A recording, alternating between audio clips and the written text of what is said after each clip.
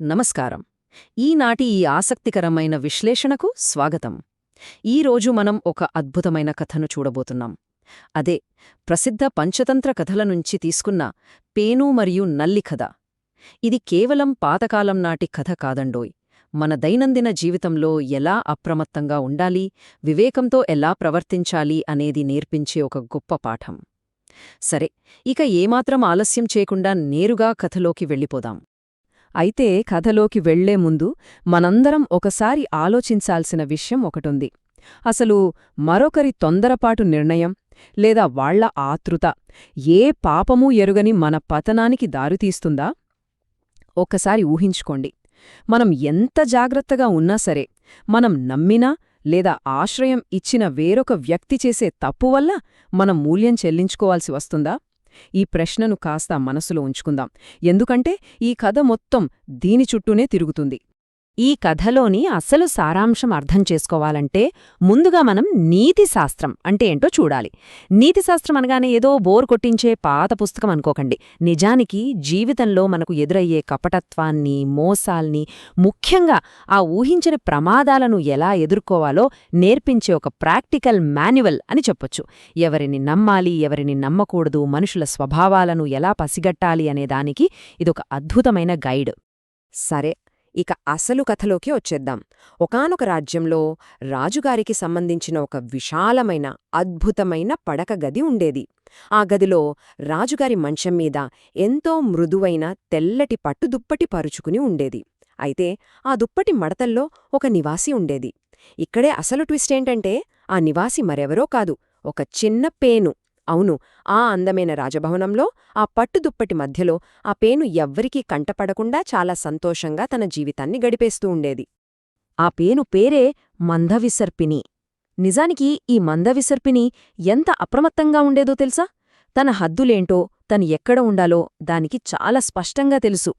రాజుగారి మంచం మీద ఉన్నప్పటికీ తన భద్రత గురించి దానికి పూర్తి అవగాహన ఉండేది. అత్యాశకు పోకుండా, తన ఉనికి ఎవరికీ ఏమాత్రం తెలియకుండా చాలా జాగ్రత్తగా, ప్రశాంతంగా బతకడం ఎలాగో ఆ పేనుకు బాగా తెలుసు. దాని వివేకానికి ఈ వాక్యమే ఒక పెద్ద ఉదాహరణ. రాజు గాఢనిద్రలోకి వెళ్ళిన తరువాత మాత్రమే నేను రక్తాన్ని పీలుస్తాను అని దానికొక కఠినమైన రూలుండేది. రాజుగారికి చిన్న అసౌకర్యం కూడా కలగకుండా, ఆయన నిద్రకు ఎక్కడా భంగం కలగకుండా తను తినాల్సిన ఆహారాన్ని మాత్రమే తీసుకునేది. అందుకే కదా ఇన్నాళ్లు ఎలాంటి ప్రమాదంలో పడకుండా ఆ పట్టుదుప్పట్లో అంత సేఫ్గా బతకగలిగింది. కాని ఏ కథలో అయినా ఎప్పుడూ ఒకేలా ప్రశాంతంగా ఉంటే అది కథ ఎలా అవుతుంది? ఇక్కడే ఆ ప్రశాంత వాతావరణంలోకి ఒక ఆహ్వానించని అతిథి ఎంట్రీ ఇచ్చాడు. అతనే అగ్నిముఖుడు అనే ఒక నల్లి. వీడి స్వభావం మందవిసర్పిణికి పూర్తి ఆపోజిట్ అన్మాట. ఈ అగ్నిముఖుడికి రాజుగారి రక్తం రుచి చూడాలనే విపరీతమైన దురాశ పుట్టింది. అప్పటిదాకా ఎన్నో రకాల రక్తం రుచి చూసిన ఈ నల్లి మృదువైన ఆహారం తినే రాజుగారి రక్తం ఇంకెంత తీయగా ఉంటుందో కదా అని ఆశపడి ఆ పడకగదిలోకి చొరబడ్డాడు. మొదట ఆ నల్లిని చూడగానే మన మందవిసర్పిణి ఇక్కడి నుంచి వెళ్ళిపో అని చాలా స్పష్టంగానే చెప్పింది. కాని ఆ అగ్నిముఖుడు ఎంత తెలివిగా మాట్లాడాడో తెలుసా? అతిథి మర్యాదలను గుర్తుచేసి తన తియ్యటి మాటలతో ఆమెను పూర్తిగా బుట్టలో వేశాడు. ఒక ఇంటి యజమానురాలిగా మీరు ఒక అతిథికి స్వాగతం పలకాలి కదా అని నల్లి అనగానే మందవిసర్పిణి తన సహజమైన జాగ్రత్తను పక్కన పెట్టేసి స్వాగతం, దయచేసి కూర్చోండి అని మర్యాదలు చేసింది. చూసారా? ఇలా తియ్యగా మాట్లాడే అపరిచితుల పట్ల మనమెంత జాగ్రత్తగా ఉండాలో ఈ ఒక్క సీన్ మనకు స్పష్టంగా హెచ్చరిస్తోంది. ఒకసారి వీళ్ళిద్దరి క్యారెక్టర్స్ను పోల్చి చూద్దాం. ఒకవైపు మన మందవిసర్పిణి, ఎంతో ఓర్పుగలది, జాగ్రత్తాపరురాలు, అన్నిటికంటే ముఖ్యంగా తన హద్దులు తెలిసినది. మరోవైపు అగ్నిముఖుడు, వీడు పూర్తిగా దురాశాపరుడు, ఏమాత్రం ఓర్పులేనివాడు, తన స్వార్థం కోసం ఎంతటి తొందరపాటుకైనా తెగించేవాడు. ఒకరిది వివేకమైతే మరొకరిది ఆతృత. సరిగ్గా ఈ వ్యత్యాసమే మన కథలో రాబోయే ఒక పెద్ద మలుపుకి కారణమవుతుంది. రాజుగారి రక్తం కావాలని ఆ నల్లి పదే పదే అడగడంతో మందవిసర్పిణి ఒక షరతు పెడుతుంది. రాజుగారు గాఢ నిద్రలోకి వెళ్లిన తరువాతే నువ్వు రక్తం తాగాలి అని చెబుతుంది. దానికి ఆ నల్లి ఎంతో ఉత్సాహంగా, "నువ్వు రక్తం పీల్చిన తర్వాతే నేను పీలుస్తానని ప్రమాణం చేస్తున్నాను" అని మాటిస్తాడు. కాని ఇక్కడ మనం గమనించాల్సిన అసలు విషయమేంటంటే, ఆ నల్లి చేసిన ప్రమాణం కేవలం అక్కడికి ఎంట్రీ పొందడానికి చేసిన ఒక ఫేక్ ప్రామిస్ మాత్రమే. గుడ్డి నమ్మకమనేది ఎంత ప్రమాదకరమో ఇక్కడ మనకు అర్థమవుతోంది కదా. రాజుగారు ఆ అందమైన పడకమీద పడుకున్నారో లేదో, మనమనుకున్నట్లుగానే ఆ నల్లి తన ప్రమాణాన్ని గాలికి వదిలేశాడు. ఇక్కడ అసలు ఏం జరిగిందో చూడండి.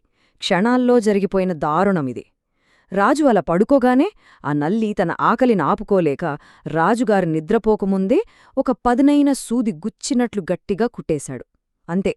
ఆ మరుక్షణమే రాజు భరించలేని నొప్పితో ఉలిక్కిపడి నిద్రలోంచి మేల్కొన్నాడు.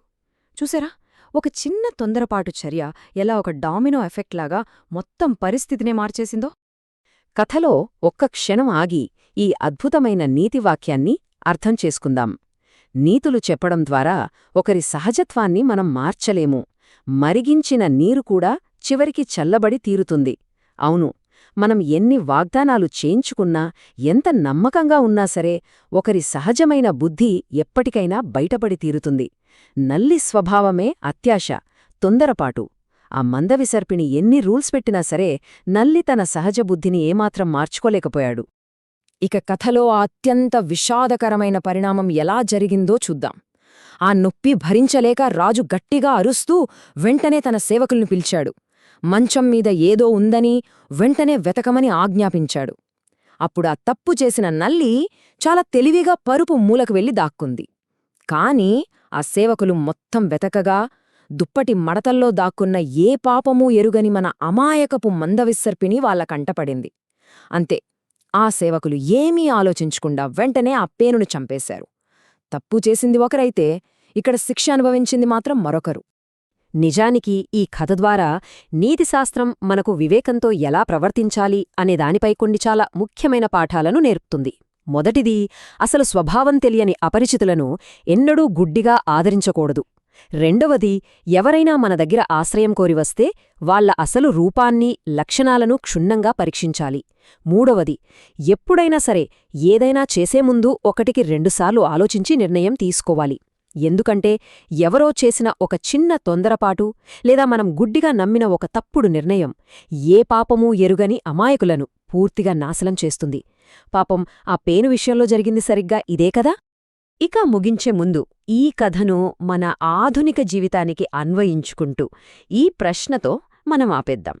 సరైన విచారణ లేకుండా కేవలం వాళ్ల తీయని మాటలకు పడిపోయి మనం గుడ్డిగా నమ్ముతున్న ఆ అపరిచితులు లేదా ఆ నల్లిలాంటి వాళ్లు మన జీవితాల్లో ఎవరైనా ఉన్నారా? అదొక వ్యాపార భాగస్వామి కావచ్చు, లేదా కొత్తగా పరిచయమైన స్నేహితులు కావచ్చు. ఎవ్వరైనా సరే వాళ్ల అసలు స్వభావం తెలుసుకోకుండా మనం వాళ్లకు చోటిస్తే రేపు ఆ అమాయకపు పేనులాంటి పరిస్థితి మనక్కూడా రావచ్చు కదా. ఒక్కసారి ఆలోచించండి. ఏదేమైనా సరే వివేకంతో ప్రవర్తించడమే ఎల్లప్పుడూ మనకు శ్రీరామరక్ష. ఈనాటి ఈ విశ్లేషణ మీ అందరికీ ఎంతో ఆసక్తికరంగా అనిపించిందని ఆశిస్తూ మరొక అద్భుతమైన అంశంతో మళ్లీ కలుద్దాం.